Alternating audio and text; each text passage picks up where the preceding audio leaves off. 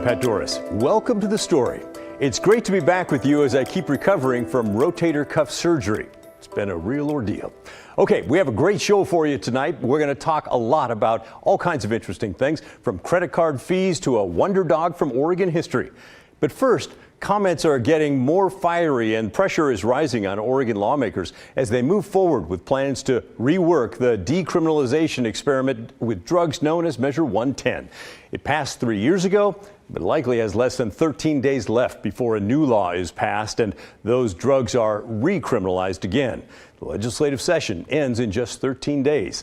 The latest changes and the complaints about the proposed change make up our big story tonight.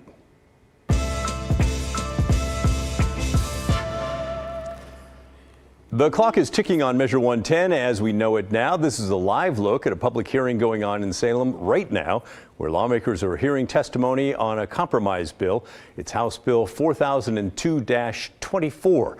It's to upend Measure 110, with the biggest change being the recriminalization of drugs. This hearing started about 5 o'clock and is expected to go until 9 o'clock. At least 90 people have signed up to testify. We have lots of ground to cover, but before we get too far, here are some of the basics on the new law, at least for now.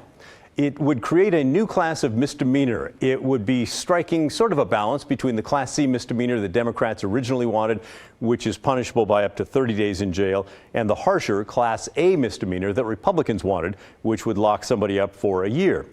This new unclassified misdemeanor would allow people to avoid a criminal record by completing drug treatment. Even if they said no thanks to that and were convicted, they still would not receive immediate jail time and instead get probation. There is a stick in this, though. It's not all carrot. Defendants could be jailed for up to 6 months if the judge decides they're not following the rules and revokes their probation. Even then, someone could be released from jail in order to take part in drug treatment. If they do not finish that treatment, then they would be sent back to jail again to finish their sentence. Another element in the original bill was mandatory deflection programs, meaning that a police officer would have to offer someone treatment before arresting them. Some in law enforcement not crazy about that idea, and this new amended bill makes those deflection programs optional for counties. Here's a look at the counties which have not committed to setting up the deflection program. 13 of Oregon's 36 counties, the ones in red there. However, 23 other counties, including Multnomah, Washington, and Clackamas, have said that they would create that deflection program. So the bill's moving really fast, moving quickly through the process in Salem, which has folks who believe it's a big mistake kind of up in arms right now. Today, representatives from the Urban League of Portland, the Latino Network, the ACLU, and others held a news conference to blast it.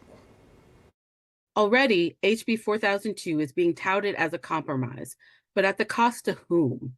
Democratic leadership and Republican proponents of the ballot measure have succeeded in building a slightly larger and shinier cage for those who will be collateral of the criminal provisions of House Bill 4002, which will cause unconscionable harm and lasting violence to communities of color and other Oregonians experiencing drug addiction. Time and time again, we have told them about the harms of generational trauma that will come from increasing police power over Black bodies. Time and time, we've urged them to focus on what works and reject what may score political points but will harm our populations. Their response, after utterly failing to implement Measure 110 with funding delays, a broken hotline, and a lack of training for police, state leaders are returning to the war on drugs to cover for their own failures. They've developed an incredibly destructive policy by mostly listening to police and prosecutors and a ballot measure interest group led by the former chief of Oregon's prisons and funded by billionaires. Although Oregonians are demanding real solutions to addiction and homelessness, with House Bill 4002-24, lawmakers are making many false promises. This bill will likely send thousands of people to jail for the low-level, victimless crime of possessing a very small amount of a banned substance for personal use. We can guarantee that there will be a racially biased application of new criminal sanctions, as there are with current criminal prosecutions, and the collateral consequences of those criminalizations. Well, okay, so we've heard a few things up to this point. The new law will recriminalize drugs, but it will also offer lots of off-ramps for people who face arrest and potential jail time.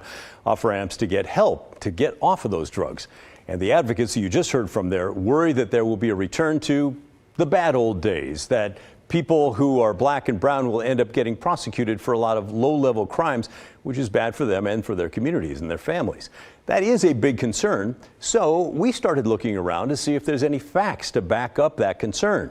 Turns out, yes, there are. A group called the Oregon Criminal Justice Commission studied the issue for lawmakers, and this is what they found. They predict that racial disparity for black and brown individuals will be present for convictions that come from the part of the new law involving drug dealing. The new law will make it easier to convict drug dealers. The commission predicts there will be an additional 111 additional convictions across all racial groups, and that 7 of those will be black or African American individuals. And the group points out that to be on parity with whites or to be equal based on population, there would need to be no more than 3 additional arrests of that group. Second, when it comes to new law and possession of controlled substances, the commission believes there will be 2,257 additional convictions across all racial and ethnic groups. The group predicts 103 of those would be for black and brown individuals. To reach parity with whites, the commission says it should be no more than 74 convictions. Finally, some context in all that, though. The commission also points out that while there are disparities, they're actually much smaller than the way things were well before Measure 110 passed. Back in 2015 and 2016, black and brown people were overrepresented for convictions on drug possession at a rate that is 5 times higher than what they predict for this new law. So there's that. Late this afternoon, I talked with Democrat Jason Kropp. He's a Democrat and the co-chair of the committee that's crafting this new law. He said things actually are going pretty well. You know, we set this committee up in the fall. We endeavored to figure out what we could do in the immediate. What immediate steps could we take to make a change in Oregonians' lives? How do we save lives? How do we create safe communities? And also continue with the plan for what long-term we needed for the infrastructure, for treatment infrastructure to help as many people as possible. We've had a robust public process. We've heard from people from all 4 corners of the state, people who come from a law enforcement perspective, people who come from a behavioral health perspective, a number of people who have had their own experiences, either family members or themselves, struggling with substance abuse. And from that process, we've been able to sort of pull bits and pieces from all of that to come up with what I believe is a comprehensive plan that's going to make significant changes in what's happening here in Oregon. And the bill is long. Some of these amendments, hundreds of pages. Why is it so big? Well, we are trying to take a comprehensive approach to how we tackle the addiction crisis here in Oregon. We know the status quo is not working. We know that we have to take steps forward. So in this, not only this bill, but in the budget bill that we'll be presenting shortly, everything from youth prevention, youth strategic planning, medication for folks who are struggling with opioid addiction, medication for folks who are in jail right now, shovel-ready projects throughout the state, new treatment capacity throughout the state, projects that we'll be funding. And then in addition, pretty significant public safety measures. We are providing clarity to our drug delivery laws to make sure law enforcement and district attorneys have the tools they need to prosecute people who are essentially profiting off the addiction of others. And yes, we are proposing to make the possession of drugs like fentanyl and heroin and methamphetamine a crime again, but really with a completely new approach, a treatment-first approach, a rehabilitative approach to criminal justice. How do we give law enforcement officers the tools they need to immediately sort of seize and confiscate drugs, but make a connection to treatment? So we're going to see presentations today from we're going to hear about how 23 counties are partnering in their local communities, law enforcement, behavioral health folks, to offer off-ramps to the criminal justice system to people who are caught in possession of dangerous drugs. So what's next for House Bill 4002-24? Well, a work session in committee is set for tomorrow at 5 p.m. and a vote in committee could happen at the end of that work session. The full House could then consider the bill with a full House vote coming as early as Thursday. Now, if it's approved by the House, it will go over to the Senate, start the process all over again. And if they end up passing the bill, then it's on to Governor Kotek. Now, let's get to some of your thoughts on a topic that you often write to us about: graffiti in and around the city of Portland. We told you about the City Council unanimously passing a change to city code that makes it easier to hold property owners accountable if they don't clean up graffiti fast enough or at all. The old process involved an administrative judge and a warrant system that I guess could be described as cumbersome.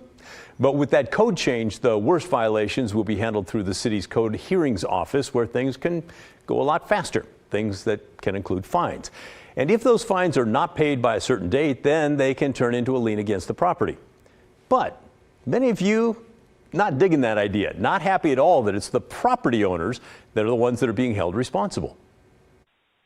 I don't agree that the owner of the building should have to clean the graffiti off that some idiot put on there. Who made that stupid rule? I'm so upset about it. I can't even keep this straight. The criminals who did it should be arrested and make them go out and clean it off. I think a lot of people agree with that.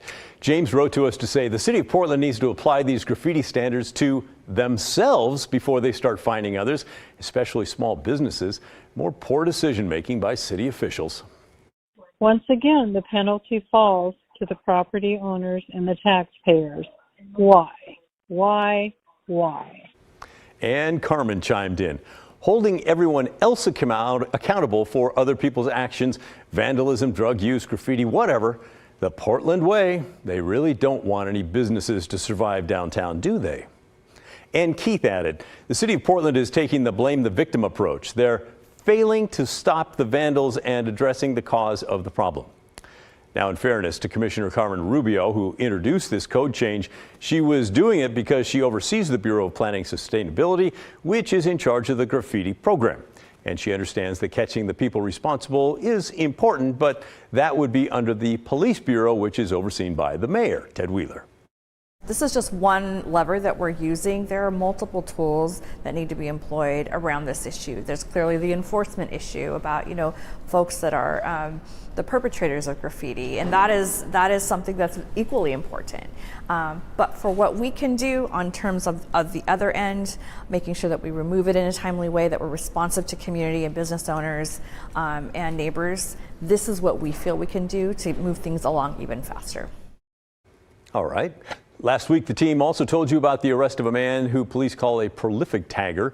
Jim wrote to us, you covered the arrest of a major graffiti tagger, so where is he tonight?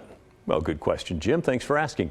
According to court records, that tagger is currently locked up. He violated probation that he received back in 2021 for a tagging case, and now he's serving time for that while waiting trial on these new tagging charges, which could land him additional jail time. So it appears the city's walls are safe from him, at least for now. Let's check in on a bit of good news in the development world. The city of Portland has some new low-income housing.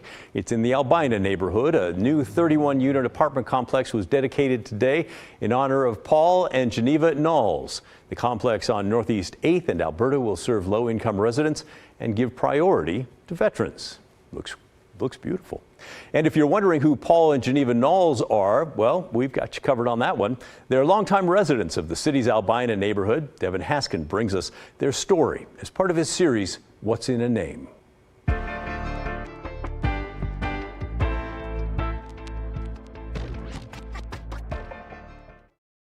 I was 92.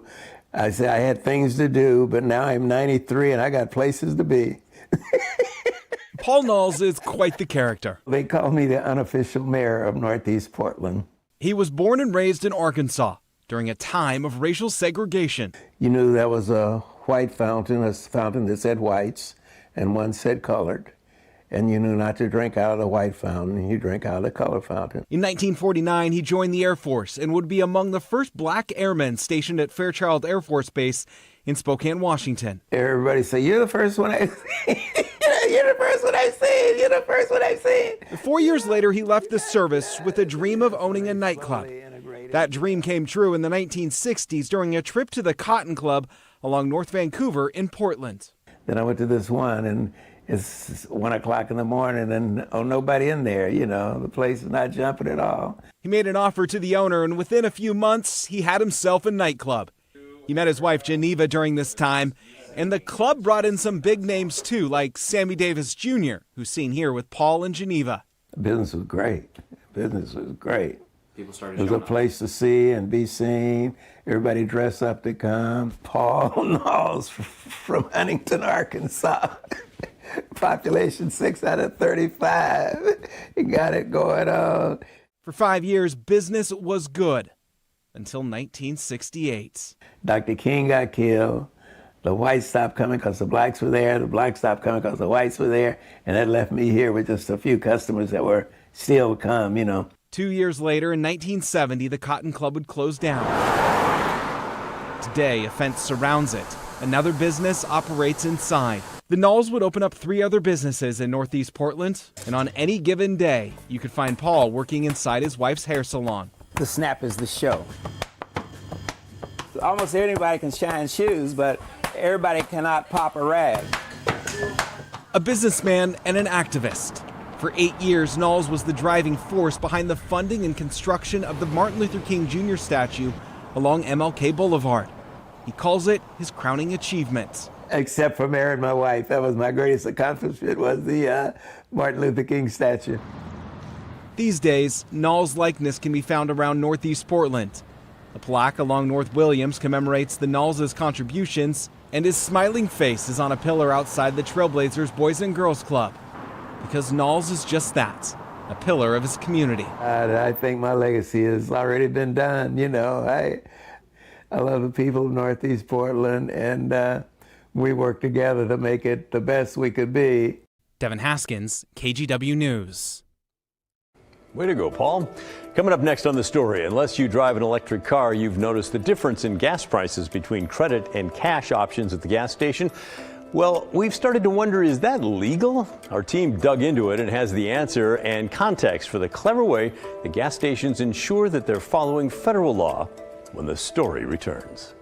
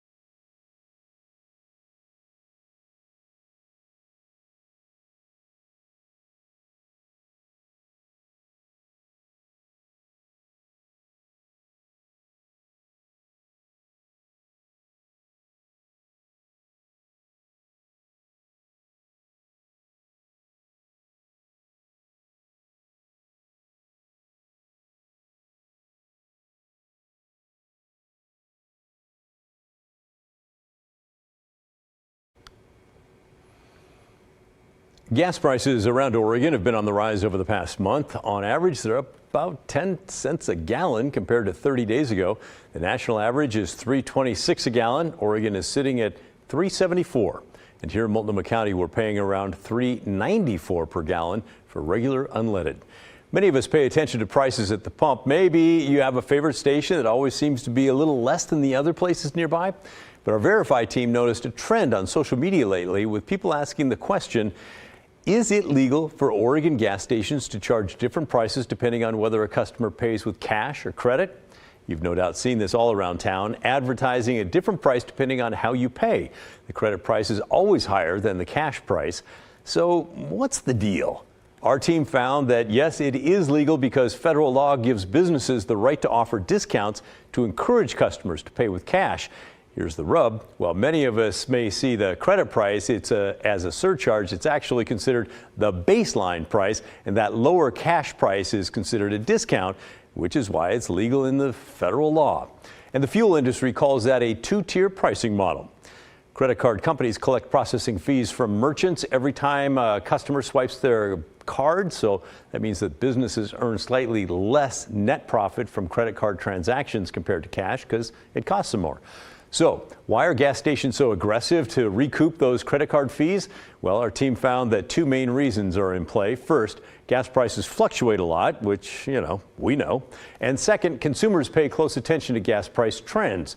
Meaning, if you charge more to recoup that fee, if you're a gas station, the customers will probably head to your competitor down the street who's charging a few cents less. Debit cards are where we find ourselves kind of in a gray area. A lot of us think of them as the equivalent of cash since they pull money right out of our checking accounts, but they still carry those transaction fees like credit cards. Sometimes they're a little bit less, which is why some stations include them in the credit price. Oregon law does allow businesses to charge debit card transaction fees, but it also requires them to clearly communicate that fee. That landed the parent company of gas station chain Arco in hot water a few years ago when an Oregonian successfully sued the company for failing to adequately warn customers about that 35-cent fee on debit purchases. So, what do you think about all that? What do you think about the difference between cash and credit prices at the pump? Is that something you've paid attention to, or really not so much? Or do you hunt out the best price in town? Let us know your thoughts, will you? Send us an email. The address is thestory@kgw.com, or call and leave a voicemail, 503-226-5090. We always love to hear from you. Coming up next on The Story, we're digging for old with a special anniversary. 100 years since this four-legged friend from Oregon became famous all across the country. So what did Bobbie the Wonder Dog do back in 1924? Wait till you find out. It'll blow your mind. It's coming up on The Story.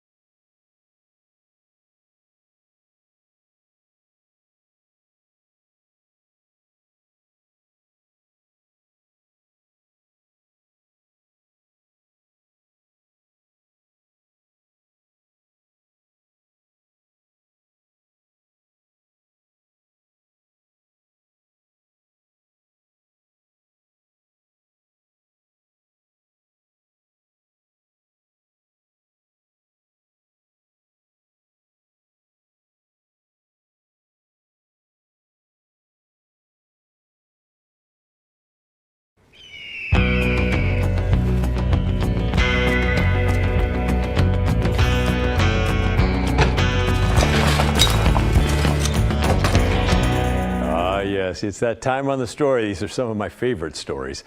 This is where we dig for old in the Oregon Historical Society's collection. And this week we got a tip about a big anniversary relating to an Oregon superstar that you likely have never heard of. Here he is. This is Bobbie the Wonder Dog. He really is incredible. 100 years ago this month, Bobbie returned to his home in Silverton after an incredible journey across most of the United States. In February of 1924, the 2-year-old Scotch Collie mix showed up on his family's doorstep in a reunion that nobody expected. 6 months before that, Bobbie disappeared during a car trip to Indiana and apparently walked the entire way home to Silverton. Officials from the Oregon Humane Society launched an investigation, and they did confirm that Bobbie had indeed traveled at least 2,800 miles in the dead of winter to get all the way back home. They heard from people all across the country, folks who either fed him or housed Bobbie for a short time before he set off again, heading west. After his story was featured in the Silverton Appeal newspaper, the story really took off and became a national sensation, as you can imagine. Bobbie received medals, keys to the city, even a jewel-studded harness and collar. He starred as himself in a silent film called The Call of the West and was featured in Ripley's Believe It or Not. After he died in 1927, Bobbie was buried with honors at the Oregon Humane Society, and the Portland mayor at the time, George Baker, gave the eulogy. And Rin Tin Tin, the German Shepherd Hollywood film star, well, he later laid a wreath at Bobbie's grave. How about that? You can always expect to learn a little something here on The Story. That's the end of our show. Thanks so much for watching. And remember, the story, our collective story, that never ends. The good stuff's coming your way next, and I'll see you right back here tomorrow night at 6:30.